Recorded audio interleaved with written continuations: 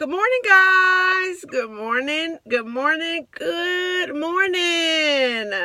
I hope you guys are having a fantastic week so far. I know we're early and we're just not getting started.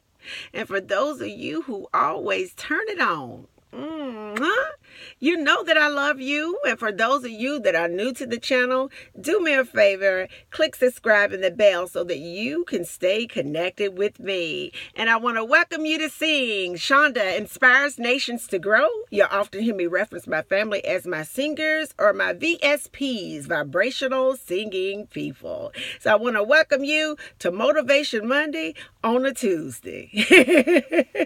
So I'm so glad y'all decided to tap in, tune in, and turn it on today.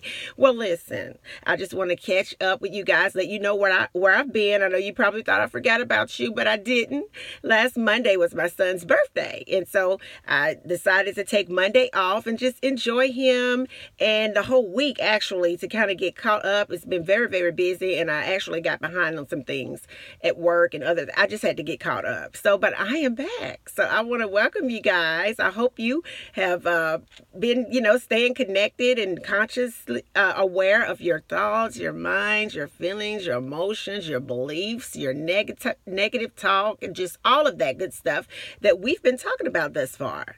And so I wanted to, go ahead and just tap on into what we're going to talk about today. We talked about thoughts, but I wanted to dive a little bit deeper because my goal is to help you break patterns in your life. They're referenced as, people loop things, generational curses, whatever it is. My goal is to help you understand it's deeper than just a blanket statement of a curse or a blanket statement of living the iniquities or what have you of our past and our bloodline. It's actually deeper than that. So I wanted to tap into that today. Okay. So today it's basically the residual mind will stop your manifesting. The residual mind will stop your manifesting. So what I want to talk about today, of course, I want to talk about the mind and define what the mind is. And then I want to talk about a little bit about your conception, the mind at conception, the role that your mom plays and how patterns are formed in different studies and researches that have been done to kind of dive a little bit into how all the neurotransmitters are developed. So we want to talk about that. So let's go ahead and define the mind. It's the element of a person that enables them to be aware of the world and their experiences, to think and to feel, and the faculty of consciousness, thoughts. It's also a person's intellect, their brain, their intelligence, understanding, reasoning, judgment, and sense all together. So if we think about, the mind at conception, we were a pure form of energy that entered the womb of our mothers. Even though we were molecules and cells, we embodied consciousness. So both parents were responsible for the genetic and epigenetic coding that we have. And the epigenome is a switch that sets on top of the gene and is affected by environmental triggers, including stress. So if that was anything that occurred in our external environment, when we were inside of our mom's wombs, then that switch turned on and off, and it will increase and then decrease the utility which the gene expresses itself. So that is how the mind at conception, how it got started. Now, if we dive a little bit deeper, I want to talk about the role that our mothers play in our mental development. So while we were in the utero phase, utero of our mother's environment, it became our environment. So the first experiences that we had in a physical form came through our moms, and her environment did impact our epigenetic settings, having the ability to turn the switches on and off. So our physicality was attached to our mothers in that stage of our life, in the initial stage. So through the patterns of vibration, we experienced what she did, and it impacted our mental neurotransmitters in our brain. So in fact, they began to develop in the exact pattern that our neurotransmitters were developed in her. So, it's like a pattern. Whatever she felt, we felt. That's why our relationship with our mother was the most powerful and most impactful relationship in our lives. So it was actually the first physical relationship, and it also set the blueprint in our lives, how we would interact in relationships to come with ourselves and with others around us. And always remember that vibrational energy was transferred from our mothers to us, developing our minds and the patterns that came throughout our lives. So it first initiated through our moms. Okay. They observed, this two scientists, I want to talk about a study, a few scientists, and I'll put the name of the book. They did a research, and they observed how we have developed a need for love. And in our earliest development, and how our neurological development is directly affected by whether we receive love during our earliest moments in human form. So the imprint from our mothers, it does construct our lifelong emotional patterns. So, for example, if we don't receive emotional love, emotional patterns such as love, our brains require that for healthy development. So we'll spend our lives trying to fill in that empty part of our brain to look for love. So we look for relationships outside of ourselves to find it. So I wanted to talk about another study that was done by the author of the book. I'll reference and I'll leave it in the description. But he went to a country and there were like Buddhist monks. And every morning they had women. So it was about 40 pregnant women. At 9 o'clock each morning, they would go with these monks into a temple. And so at that time, they would have hours with the Buddhist monks. These women were victims of rape, abuse, and abandonment. Okay? But every morning, the monks took the women to create patterns because they realized that the babies were in the utero stage and the impact that the mothers would have on the mental, emotional, and physical patterns through vibrational energy to their children. So even they knew that if the moms were not taught how to love, how to care for and nurture their unborn children, it would be a difficult situation for the children.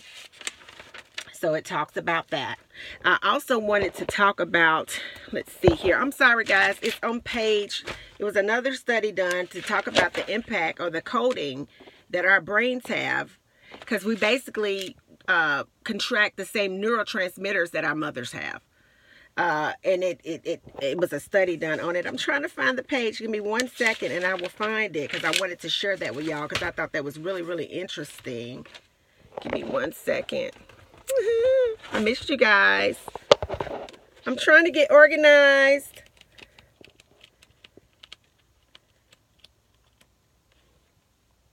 Okay, here it is. Listen to this. In a study at Emory University, scientists taught male mice to fear the smell of cherry blossoms by associating the smell with mild foot shocks over a period of 3 days. Later, the mice bred, and both their children and grandchildren feared the smell of cherry blossoms, even though the resultant generations had never been shocked in response to the smell. The offspring were even born with more cherry blossom detecting neurons in their noses and more space in their brain devoted to cherry blossom smelling. So science is now proven that fear and other learned emotional expressions are imprinted at an epigenetic level and pass from one generation to the next. From one generation to the next.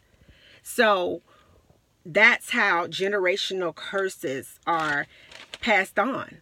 And that's how you repeat patterns that came before you, that your grandparents had, and that your parents had, and their great-grandparents. That's how it's passed on, because it's a genetic thing.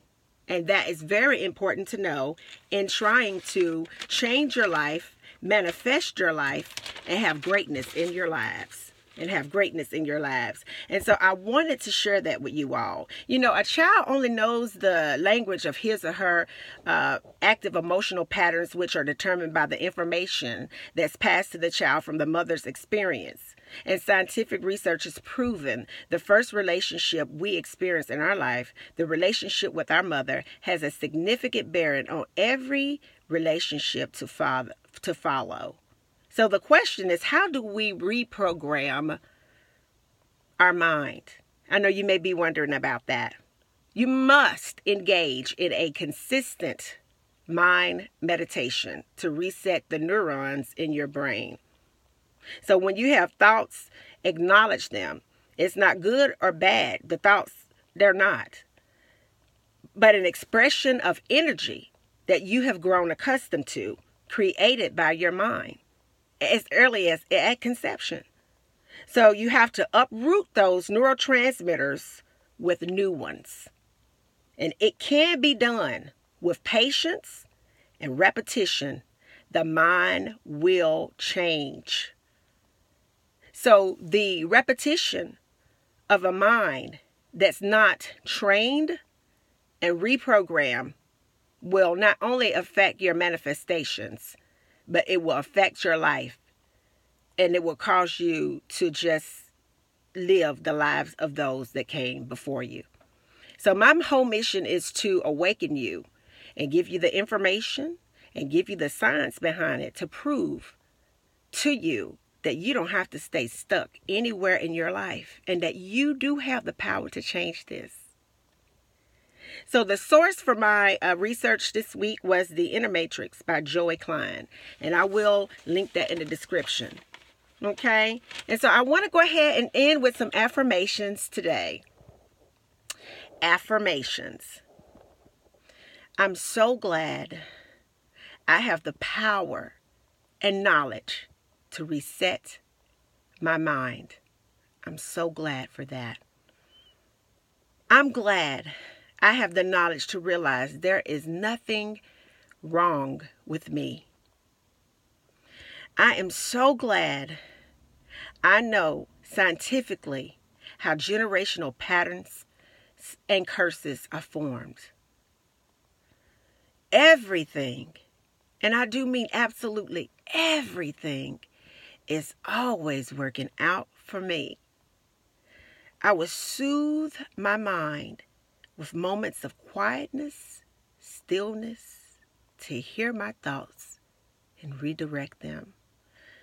I will conduct or participate in 20 minutes of mindful meditation to reset the neurotransmitters in my brain. My thoughts will remain positive in all situations. I know my days will be filled with happiness and more fulfilled overall and abundant. I love that the love I have, comes from within and not from others. I love the love that I have.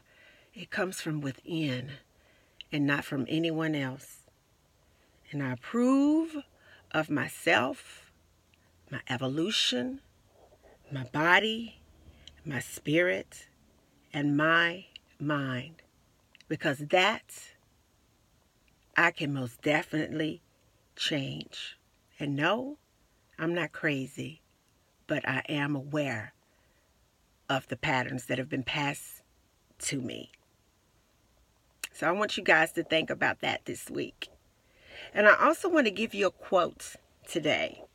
And the quote says that you can't solve a problem from the same consciousness that created it. You must learn to see the world anew. You can't solve a problem from the same consciousness that created it. You must learn to see the world anew. That's Albert Einstein. So as I leave you today and I check in with you guys in a few days, I want you to think about your mind. I want you to think about the role that your mother played in your life. I want you to reflect and think about your mom and how she thinks and how her mother thought, and so on and so forth. And that you didn't have a choice in that matter because your body was connected with hers. Thank God for the revelation and the knowledge and the practices to not only change your life, but change your neurotransmitters, change your manifesting so that your dreams will become a reality. God bless you guys. I missed you. I love you. And I'll see you Thursday. Take care. Bye now.